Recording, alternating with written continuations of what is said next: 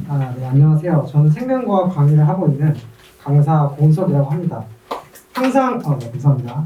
항상 이 예비 고위 어머님들과 설명회를 할 때 항상 설레임으로 옵니다. 왜냐하면은 이제 생명이라는 과목이 예비 고위 어머님들한테 인기가 참 많아요.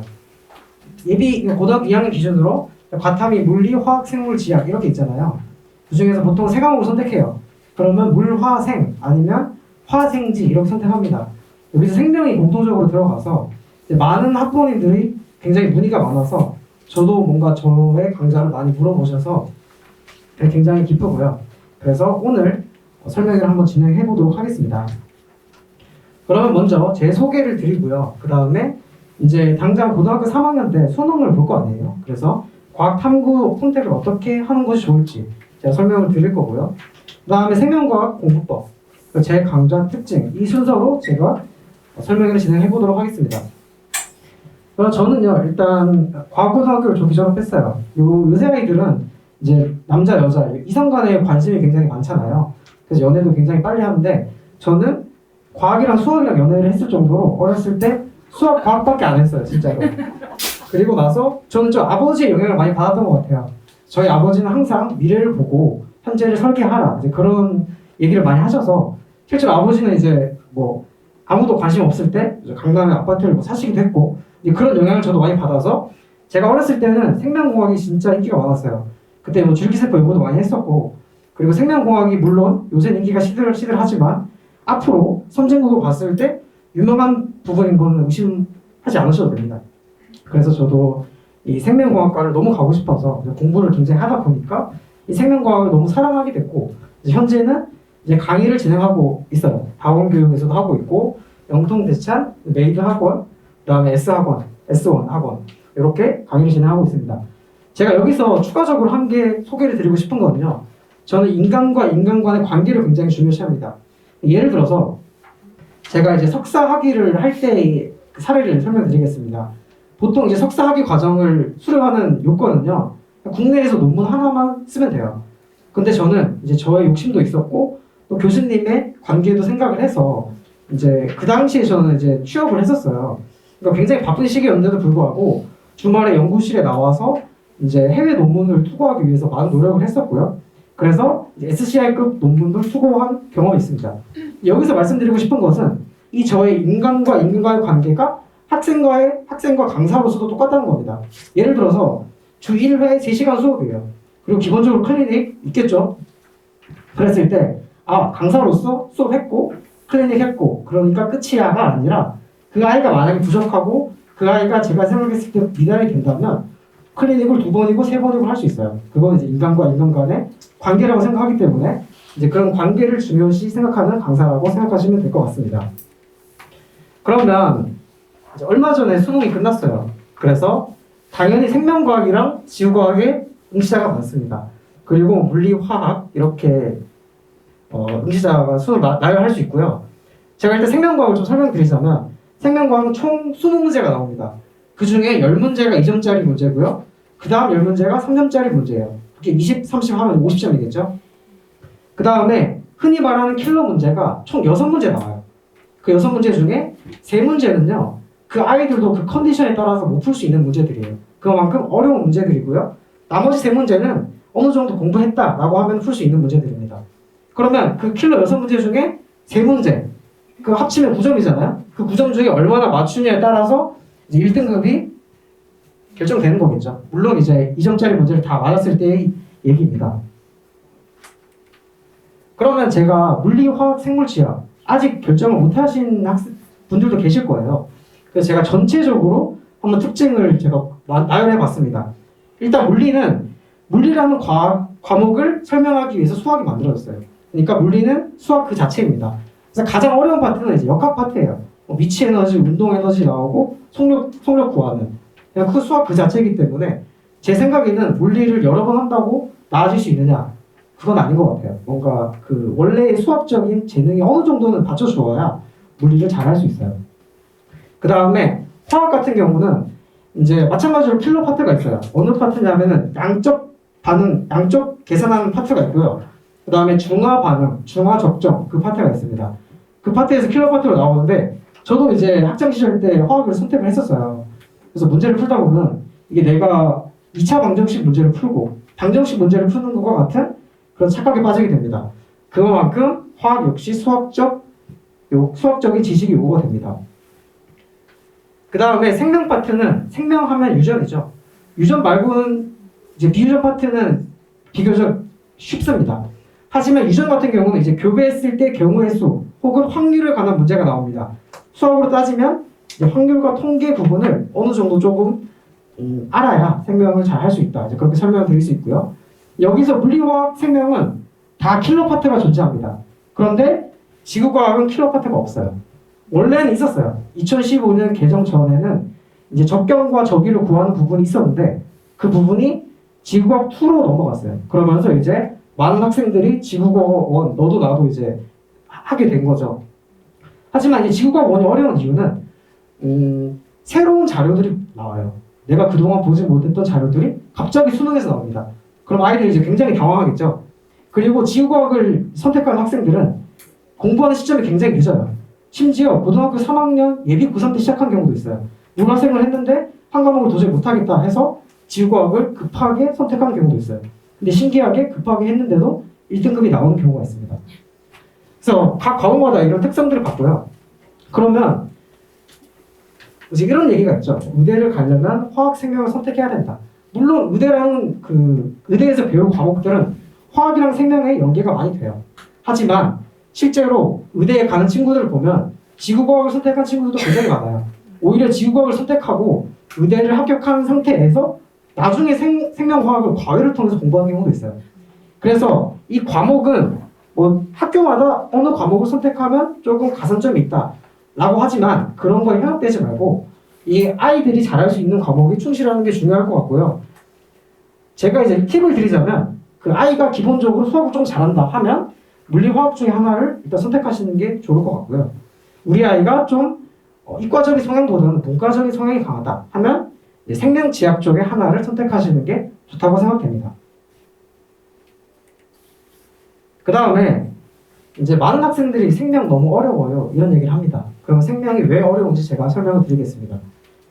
그 생명의 O2를 아이들에게 풀라고 하면요, 그거를 못 푸는 친구들은 없어요. 굉장히 쉽습니다. 그 얘기는 교과서 내용 자체는 어렵진 않습니다. 그런데 이 수능이라는 그 평가 항목이 수학적인 요소를 넣어서 교과서에 없는 내용을 응용시켜서 수학 문제로 만들어버려요. 근데 그것이 교과서에 나오느냐? 안 나오겠죠. 그러니까 많은 학생들이 어려움을 가지고 있고 수능뿐만 아니라 평가원 문제, EBS 문제 이런 것들이 교과서에 나오지 않고 굉장히 유형이 너무 많아요. 그래서 유형이 많다 보니까 이 유형을 머릿속에 정리하기가 쉽지가 않습니다. 그리고 이제 생명과학 같은 경우는 중학교 때는 뭐가 나오냐면요, 이제 가계도라고 해서 되게 단순한 가계도가 나와요. 유전병 하나에 대한 가계도가 나오는데 생명과학 1에서는 유전병 여러 개에 대한 가계도가 나오고요. 그 다음에 그것이 서로 연관이 되어 있어요. 그러니까 경우의 수가 굉장히 복잡하다라고 생각하시면 될 것 같습니다. 이제 그러한 것들 때문에 다소 낯선 유형의 문제들이 나온다고 생각하시면 되겠습니다. 그 다음에 화학 물리뿐만 아니라 생명도 결국 수학적 사고를 요구합니다. 예를 들어서 문제를 풀 때 귀류법이 필요해요. 이 귀류법이 무엇이냐면 특정한 명제가 아님을 보이기 위해서 그것을 맞다라고 가정하고 그것이 틀림을 보여서 이것이 모순이기 때문에 이건 아니다. 이런 식으로 푸는 것이 귀류법이에요. 일단 아이들이 귀류법에 대해서 익숙하지도 않고 문제를 풀려면 이런 귀류법을 많이 활용해야 하기 때문에 어려움이 있습니다. 또한 이런 수학적 사고를 형성하려면 굉장히 오랜 시간이 걸리겠죠. 그래서 이러한 이유들 때문에 생명과학이 어려움을 가지고 있습니다. 제가 여기 어머님들이 보인고를 많이 오신 것 같아서 보인고 문제를 한번 가져와 봤습니다. 보인고 문제 중에서 이제 흔히 말하는 내신에서 킬러 문제, 보통 3점에서 7점까지 문제 배점이 다양한데 이게 정확하게 7.5점짜리 문제예요. 그러면 이 문제가 어떻게 보면 내신에서 킬러 문제라고 생각할 수 있겠죠. 그랬을 때 이 문제가 어디서 나오느냐? 결국 평가원 문제에서 변형돼서 나옵니다. 그 말은 내신을 준비한다라고 하면은 평가원 문제, 수능 문제 대비해야겠죠. 그럼 어느 수준까지 대비해야 되느냐? 아까 제가 설명드린 것처럼 20문제 중에 6문제가 어렵고요. 그 중에 세 문제는 엄청 어렵다고 했죠. 그 정도 수준까지는 내신에서 나오진 않습니다. 그러면 그 쉬운 3개 문제, 그 정도 수준에서 변형시켜서 나옵니다. 그러니까 그 정도 수준까지는 충분히 대비해야 하고 많은 유형의 문제를 풀어서 사전에 대비를 해야 된다는 것이죠. 그러면 이 어려움에도 불구하고 학습 전략은 있습니다. 일단 반복학습, 선행학습을 이길 수는 없어요. 저도 이제 어렸을 때 초등학교 5학년 때 전 처음으로 이제 수학학원을 다녔습니다. 저는 이제 선행학습의 수혜자라고 생각해요. 먼저 남들보다 한 발짝 앞서 나가는 것은 그 자신감으로 이어지고 그 자신감으로 인해서 여유가 생깁니다. 남들이 유전 어려워할 때 본인이 유전에 자신감이 있어요. 얼마나 좀 더 수월하겠습니까? 그래서 결국 이 선행학습을 하자. 그 다음에 두 번째는 이 쇼트컷 풀이법이라고 해서 이제 많은 학생들이 유전을 못 푸는 게 아니라 시간이 부족해서 못 푸는 경우도 굉장히 많습니다. 그러면 앞에 비킬러 문제를 최대한 빨리 풀고요. 보통 이제 킬러 문제를 제외한 14문제를 한 12분 안에 풀라고 합니다. 그럼 나머지 몇 분이 남나요? 18분이 남죠? 그 18분을 6문제 푸는데 한 문제당 한 3분 정도 푸는데 시간을 써야 돼요. 그러니까 비킬러 문제를 확실하게 풀고 또 킬러 문제는 킬러 문제대로 풀 수 있는 쇼트컷 풀이법으로 이제 익히기로 하고요. 그 다음에 체계적인 관리가 필요하겠죠.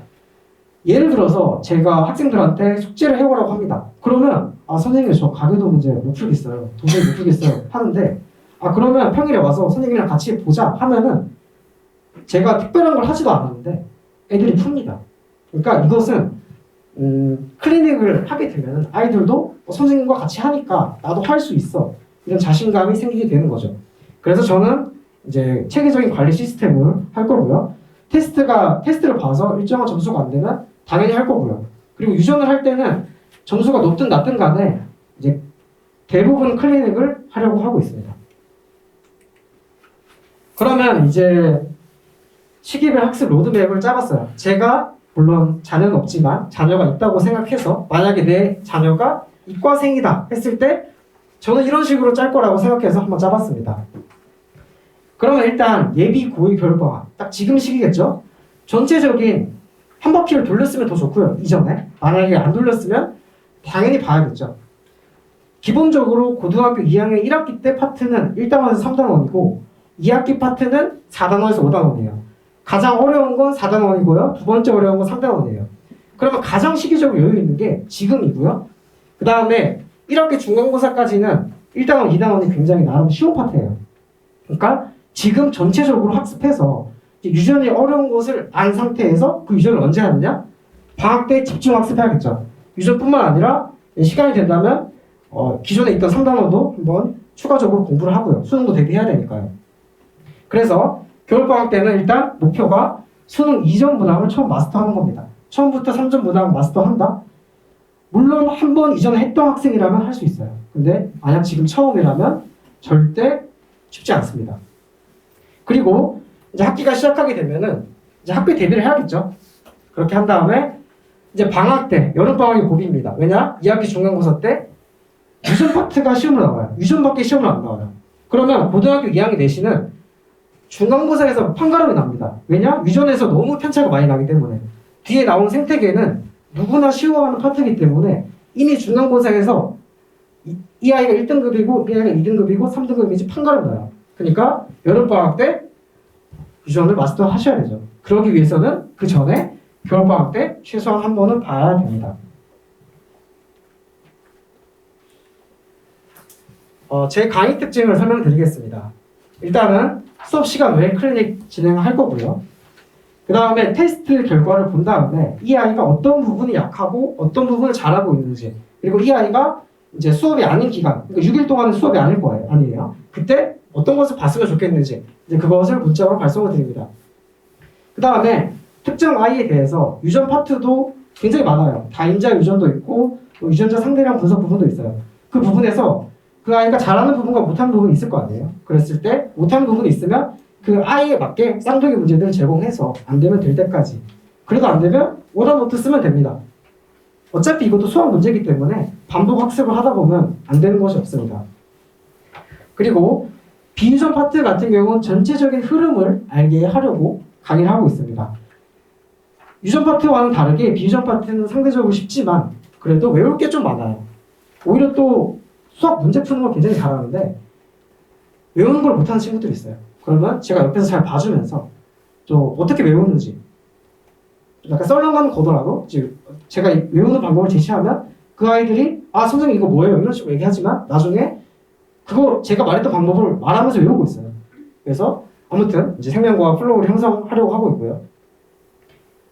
이제 저는 아이들과 쌍방향 수업을 하려고 해요. 그 아이가 눈빛을 보면은 이 아이가 잘 이해하고 있고 이 아이가 멍 때리고 있고 멍 때리고 있는데 계속 수업하면 말이 안 되잖아요. 그죠? 그래서 이 아이가 뭘 모르고 있는지 계속 주기적으로 이제 물어봐가면서 함께 호흡하는 이제 강의 특징을 가지고 있습니다. 그 다음에 이제 암기는 비유전 파트에서 많은데요. 유전 파트보다는 비유전 파트에서 많고요. 그래서 처음에 테스트를 할 때 비유전 파트의 경우는 이제 백지 누적 테스트라고 해서 특정한 개념을 써주면은 그거에 대해서 그 학생들이 아는 것에 대해서 쓰도록 테스트를 합니다. 혹은 뭐 소수령 테스트를 볼 수도 있고요. 그래서 그 아이가 모르는 것과 아는 것을 정확하게 판단한 다음에 이제 클리닉에 제가 보충을 하겠죠. 그 다음에 전공자의 차별화된 암기법으로 제가 확실하게 각인시킬 거고요. 그 다음에 손필기 자료든 추가 자료든 해서 제공을 함으로써 그 아이가 시간이 없더라도 이제 차에서라든가 혹시 이동할 때 그 내용을 마스터할 수 있도록 제가 자료를 제공할 겁니다. 그 다음에 시크릿 자료라고 해서 이제 그 아이들에게 소중한 시간을 오는 거잖아요. 그랬을 때 테스트를 본다고 해서 그 20분, 30분을 때우는 게 아니라 그 시간에 진짜 의미 있는 문제들을 풀고 그걸 통해서 아이가 성장해 나가는 과정을 제가 보는 것을 목표로 하기 때문에 이제 최대한 문제를 선별할 때 노력을 하고 있고요. 그 다음에 이 내신이랑 수능이랑 차이가 있는 게 내신에서는 한 문제를 풀 때 오래 걸려도 상관이 없어요. 근데 수능에서는 이제 빠른 풀이법이 필요하겠죠. 그러면 처음에 배울 때부터 빨리 풀 수 있는 방법으로 배우는 게 좋겠죠. 그렇기 때문에 내신부터 수능으로 이어질 수 있는 이제 킬러 파트의 완벽한 강의를 진행하도록 하겠습니다. 그럼 이제 제 자체 교재 특징입니다. 우선 시중에 있는 교재 중에 뭐 오투 완자 그걸 이제 학생들한테 풀리게 하면요 너무 쉬워요. 그거 어려워하는 학생들은 많이는 없습니다. 근데 반대로 이제 시중에 마더텅 그다음에 자이스토리 그 수능 문제들을 모으는 거 있죠. 그걸 풀잖아요. 그러면 아이들이 뒤에 답지만 보고 있어요. 문제 못 푸니까요. 그래서 저는 이 브릿지 중간 단계가 필요하다고 생각해서 최대한 그 중간 다리를 할 수 있는 그런 자체 교재를 만들어 봤고요. 당연히 유전 파트랑 비유전 파트랑 나눠야겠죠. 유전 파트는 수학적인 문제들이 굉장히 많은 부분이고 비유전 파트는 수학적인 문제가 아니라 암기 부분, 플로우를 형성해야 할 부분이기 때문에 이런 부분을 나누어서 책을 구성해 보았습니다. 그리고 부분에 따라서는 이 생명 파트에서 앞에 통합과학 내용이 필요한 부분이 있어요. 그런 부분이 그 아이가 고등학교 1학년 때 배웠지만 기억이 안 날 수도 있어요. 그런 부분을 리마인드 해주면서 전체적으로 이 생명이라는 과목에 뿌리 깊게 이해할 수 있도록 제가 자체 교재를 구성해 봤습니다. 그래서 딥하고 디테일한 이론들을 넣어놨고요. 그 다음에 연습 문제가 다양한 형태가 있어요. 수능 기출 당연히 있고요. 평가원 문제, EBS 변형 문제 이런 다양한 문제들을 품으로써 나중에 내신 대비를 하는데 부족함 없도록 준비를 해보았습니다. 그래서 이거는 이제 제 자체 교재 혹은 손필기 자료를 나타낸 것입니다. 그리고 이제 매주 보는 위클리 테스트, 그다음에 학교별 자료, 그다음에 수능형 문제 이렇게 많은 자료들이 있고요. 그래서 저는 일요일 날 이제 오전 10시 12월 25일 날 개강을 하고요. 총 9주 과정으로 해서 1주부터 5주까지는 비유전. 원래는 유전을 먼저 할까 생각을 했는데 유전을 먼저 하면은 아이들이 좀 어려워할까 봐 일단 비유전을 먼저 하고 어차피 유전을 먼저 하든 비유전을 먼저 하든 똑같은 구조 과정이기 때문에 이제 유전을 뒤로 넣어봤어요. 아이들이 1주에서 5주까지 비유전 파트를 하면서 생명에 대한 자신감을 가지게 한 다음에 6주부터 9주까지 조금 어려운 유전을 공부하는 방향으로 제가 진행을 해봤고요.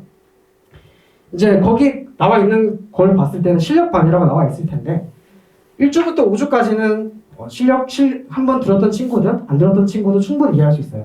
근데 이제 6주부터 9주까지는 유전 파트는 이제 기존에 생명을 하지 않았다라고 하면은 유전을 하지 않았다라고 하면은 조금 어려운 부분이 있을 수 있지만 제가 그 개개인별에 맞춰서 클리닉을 진행할 거니까요.